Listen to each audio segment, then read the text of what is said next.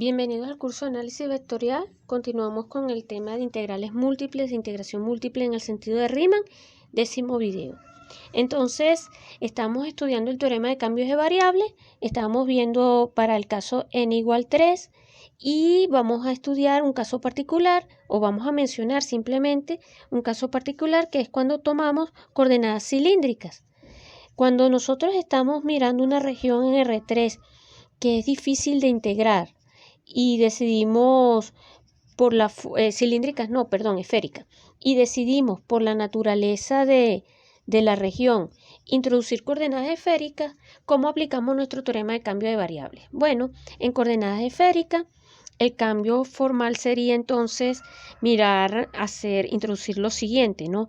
X igual a R coseno de tita, y vamos a introducir otro ángulo, seno de rho. Y es igual a R seno de tita, seno de rho, y obviamente el último parámetro Z va a ser R coseno de rho. Porque ¿qué es lo que estamos haciendo cuando estamos trabajando en coordenadas esféricas? Pongámosle, aquí yo tengo un punto que ahora tiene coordenadas X, Y, Z, y yo este punto lo estoy identificando vía una transformación f de R3 en R3 que tiene estas ecuaciones paramétricas con un punto que tiene coordenadas R, tita y rho. Donde este R, esta tita y esta rho, ¿qué van a representar? Bueno, otra vez. Aquí tengo por acá yo mi punto de coordenadas R, tita, rho, donde entonces el R es la distancia que hay desde el origen hasta el punto en cuestión. El rho es el ángulo que forma este segmento con respecto a este eje. Permítanme por un momento en un solo dibujo identificarlo como con Z. Y ahora imagínense ustedes que proyectan esto hacia el piso. Pongan un espejo aquí, vamos a proyectar esto aquí así en el piso. Y el tita viene siendo este ángulo que está acá. A este permítanme acá mismo llamarlo X, llamarlo Y. Y entonces estas fórmulas de paso vienen dadas en función de este dibujito. Aquí tenemos nuestro rho, aquí tenemos nuestro tita, este parámetro que está aquí, un parámetro auxiliar que llamamos B. Si ustedes se fijan bien, por un momento, pensando en este triángulo que se forma aquí en el espacio, este triángulo que está aquí, no lo quiero rayar más, este triángulo que acá, ustedes lo pueden ver, esta hoja, entonces ustedes van a ver que Z no es otra cosa que R coseno de rho, SB va a ser R seno de rho, y ahora por un momento, aquí apretadito, el X no va a ser sino otra cosa que B coseno de tita, porque este B que está acá, que es esta distancia que hay de acá hasta acá, viene dado por B coseno de tita, y el Y no es otra cosa que B seno de tita. Y si ahora ustedes sustituyen quién es el B, que es R seno de rho, consiguen estas ecuaciones esféricas que están acá. Entonces, ese cambio de coordenadas esféricas nos permite a nosotros ahora nos permite establecer el cambio de variable de la siguiente manera. Siempre hay que mirar qué región se transforma en qué otra, pero cuando ustedes calculan el determinante de la matriz jacobiana de este señor, esto no va a ser otra cosa, esto es un cálculo extenso, ¿ok? Que el determinante de qué cosa. Bueno, derivan con respecto a R y aquí les quedaría esto que está aquí. Derivan con respecto a R la segunda coordenada y les quedaría esto que está acá. Y derivan con respecto a R la última coordenada y les queda esto. Y en las otras coordenadas, vamos a ver si lo puedo escribir aquí apretadito, me va a quedar menos R seno de tita, seno de rho, R coseno de tita, seno de rho, 0. Y acá apretadito, vamos a ver si lo puedo escribir, R coseno, que ustedes lo puedan ver, R coseno de tita, coseno de rho. Acá quedaría R seno de tita, coseno de rho. Y acá abajo les quedaría menos R seno de rho. Y ahora yo les dejo como ejercicio que ustedes calculen este determinante desarrollando ya sea por cualquiera de las columnas o de las filas, y eso cálculos más cálculos menos les va a dar menos r cuadrado seno de ρ, que tomando el módulo, entonces lo que el teorema de cambio de variables ahora en una región triple nos va a permitir concluir que esta integral que está acá no va a ser otra cosa que la integral triple sobre una cierta región, pero entonces ahora va a quedar f evaluado en r tita ρ, aquí aparece r cuadrado por seno de ρ y acá aparece dr de tita de ρ. Claro, el cálculo de estas integrales puede ser todo un tema, toda una dificultad, pero bueno, esto es un curso de análisis, no me voy a poner a desarrollar ejemplos, eso lo podríamos realizar en un curso de cálculo. Y lo que sí quiero entonces es volver a traer a colación el teorema de cambio de variables. Entonces el teorema de cambio de variables, habíamos dicho, vamos a hacerlo para n igual 2. Vamos a volver al caso n igual 2. Y el teorema de cambio de variables nos decía, lo vuelvo a enunciar, que si yo tengo R y T contenidos en R2 compactos, dos conjuntos compactos, y tengo F definida, en nuestro caso de R en T, de clase C1, ¿ok? Tal que, entonces, repito, el determinante de la matriz jacobiana sea distinta de 0.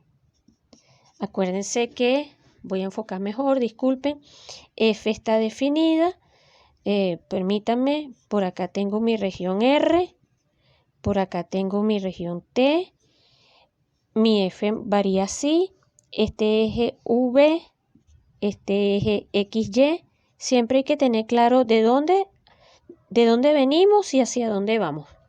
En la vida y con el teorema de cambio de variables también es lo mismo. Entonces, si tenemos que estos dos conjuntos son compactos, mi función es de clase C1, tal que esto es distinto de 0, F vamos a pedir que sea inyectiva, obviamente, aunque ya esta condición de alguna manera contiene contiene a esta. Esto es cierto, obviamente, para todo par V perteneciente a R. Entonces, la integral doble sobre T f de xy de x de y va a ser igual a la integral doble sobre R f de V por el módulo de este señor que está acá, de xy de V, o sea, por el módulo del determinante de la matriz jacobiana del cambio. Esta f grande es lo que más adelante nosotros vamos a llamar función de cambio de coordenadas. Entonces, si yo introduzco este cambio de coordenadas de R a T o de T a R, como ustedes prefieran, el teorema me dice esto. ¿Ok? Esto lo habíamos enunciado ya, estoy volviéndolo a rescatar y vamos entonces a iniciar la demostración en este caso particular para n igual 2 y después vamos a generalizarlo para cualquier n natural. Entonces, para n igual 2 vamos a comenzar considerando R no cualquier cosa. Para n igual 2 vamos a considerar R como un rectángulo. Vamos a suponer que yo tengo una región R de la forma AB por AB, ¿ok? Y que este R me genera otra región, pongámosle que supongamos que mi región T sea una cosa así. No sé, no tiene por qué serlo, ¿no? Pero mi región T sea algo así. Lo que estoy diciendo es que estoy partiendo de un rectángulo, este es F, y no solo vamos a hacer algunas simplificaciones. Primero vamos a demostrar este teorema en un rectángulo y vamos a suponer por un momento que la función es 1, ¿ok? Permítanme simplificar un poco esto, ¿ok? O sea que la pregunta es esta, ¿no? Vamos a ver, o no, ni siquiera pregunta, vamos a demostrar que la integral doble sobre T de x de y, que no va a ser otra cosa que la integral doble sobre la región FR de x de y, porque acuérdense que estoy pasando de acá a acá y estoy aterrizando acá, y entonces T no es otra cosa que f de r, esto va a ser igual, entonces lo que quiero ver es que esto es igual a esto. Esto va a ser un primer paso, de XY, de V, de X, de U, de B. Yo quiero ver, no sé si ahí se vea bien, pero lo primero que vamos a ver es que esta fórmula es cierta. ¿Ok? Entonces, para mirar que esa fórmula es cierta, la idea es la siguiente. Vamos a fijar un punto U sub 0 de coordenadas U sub 0, B sub 0 en R. ¿Ok? Y vamos a considerar R pequeño, o sea, R es un rectángulo pequeño de lados con longitud, con lados que vamos a denotar delta U, delta B, ¿ok? Y entonces fíjense, la idea es más o menos la siguiente. Vuelvo a hacer otro dibujo. Pongámosle que yo tengo acá mi rectángulo. Esto pasa a través de, esto me quedo con este ladito, o sea, parametrizo esta curva de acá, parametrizo esta curva de acá, que estos son los lados del rectángulo, ¿ok? Esas curvas, la parametrización de esas curvas va a venir dada introduciendo dos funciones que voy a llamar alfa sub t y beta sub t. La beta, digámoslo así, vamos a quitar, este es el R, esto es U, esto es B, este es R, pero entonces con beta voy a parametrizar este lado. Con la función alfa voy a parametrizar este otro ladito que me van a caer, por supuesto, esto me va a generar dos curvas acá, en el mundo XY, ¿ok? Esas me van a generar dos curvitas en mi mundo de coordenadas XY. ¿Cómo van a venir dadas esas funciones? Alfa de t no va a ser otra cosa que f evaluado en t, b sub 0, y eso no es otra cosa que unas ecuaciones, vamos a denotarlas así, t, b sub 0, y de t, b sub 0, con t perteneciente al intervalo u sub 0, u sub 0 más delta b. ¿Ok? Análogamente, la función beta sub t va a venir dada por una función, o sea, va a venir dada por la función f evaluada en u sub 0, t, y eso no va a ser otra cosa que x de u sub 0, t, y de u sub 0, t, y esto para ahora t perteneciente al intervalo b sub 0 más delta b. ¿Ok? Así queda entonces mis funciones alfa y beta definidas. Obviamente cuando uno calcule la derivada, alfa prima de t no va a ser otra cosa que la derivada de x con respecto a u evaluada en t b sub 0, la derivada de y con respecto a u evaluada en t, b sub 0. Estos son los vectores tangentes, y beta prima de t no va a ser otra cosa que la derivada de x con respecto a du, pero ahora entonces me quedaría u sub 0, t, y acá la derivada de y con respecto a, acá puse du, y sub, aquí sería de b, porque estoy moviéndome con respecto a la segunda variable, de x de b, de y de b, ahora sí, de t, b sub 0, de u sub 0, t. Lo que pasa es que miré la ecuación de arriba y entonces se me produjo el laxo. Pero entonces, alfa prima de t sería derivada de x con respecto de u evaluada en t b sub 0. Aquí la variable t es en la primera variable, en la primera coordenada. Acá de y de u t b sub 0. Acá quedaría de x de b u sub 0 t, de y de b u sub 0 t. Esas serían las derivadas. Entonces, alfa y beta son las imágenes de los lados del rectángulo. Y ahora las longitudes vienen dadas, las longitudes de cada ladito vienen dadas así. Longitud, vamos a hacer otro dibujito para precisar lo que estoy haciendo. Ahora en el mundo XY, yo veo una región, que una región la voy a dibujar así, ¿no? Esto no tiene por qué ser así, pero es la región que me genera, es la región T. Y aquí yo voy a pensar entonces en la longitud de este pedazo, pongámosle que aquí estas fuesen las imágenes de alfa y de beta. Y entonces este punto que está aquí lo vamos a llamar A. Y por decir algo, este punto que está acá lo vamos a llamar B en un caso.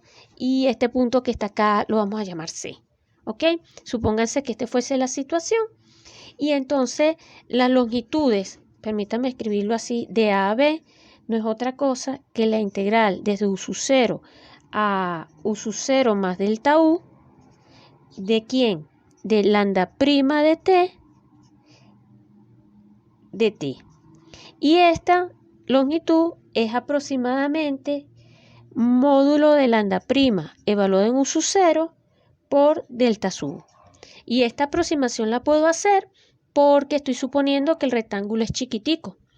De forma análoga, la longitud de A hasta B, de A hasta C, lo puedo aproximar o lo puedo calcular como la integral desde B sub 0 a B sub 0 más delta B. ¿De quién? Del módulo de beta prima de t de t. Esto es longitud de arco. Y esto es aproximadamente beta prima en B sub 0, digámoslo así, delta sub B. Esto es aproximadamente. Y entonces yo lo que estoy diciendo es que estas longitudes, o sea, la longitud de A hasta B y la longitud desde A hasta C, son las normas de los vectores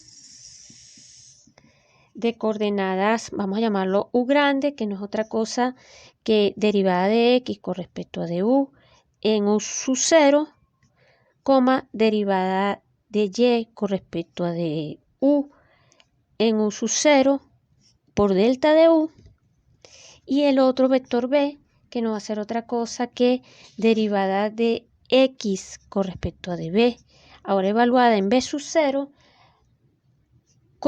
derivada de X, de Y con respecto a de B, evaluada en B sub 0, todo eso por delta sub B. ¿Ok? Y entonces fíjense una cosa, y aquí voy cerrando esta primera idea. El área de T no es otra cosa que el módulo del producto vectorial de estos dos vectores, pero si ustedes calculan esto explícitamente, esto va a ser entonces delta de U por este vector que está acá, por delta de B, por este vector que está acá. ¿Ok?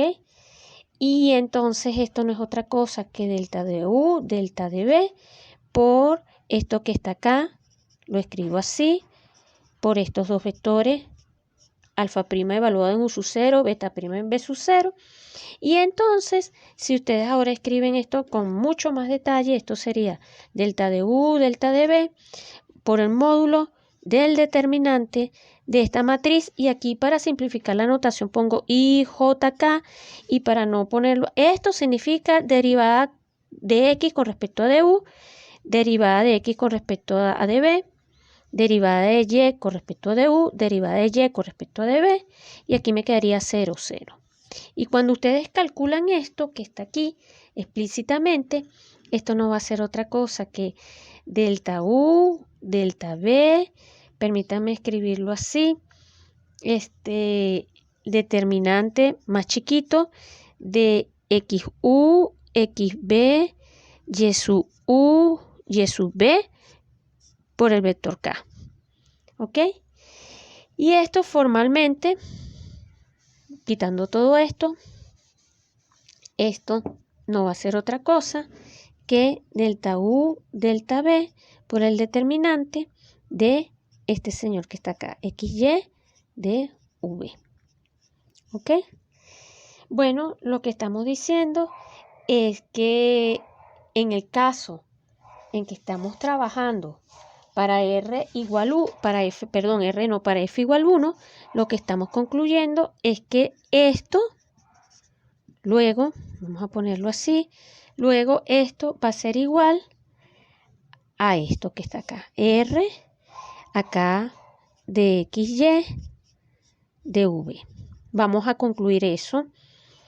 Claro, luego tenemos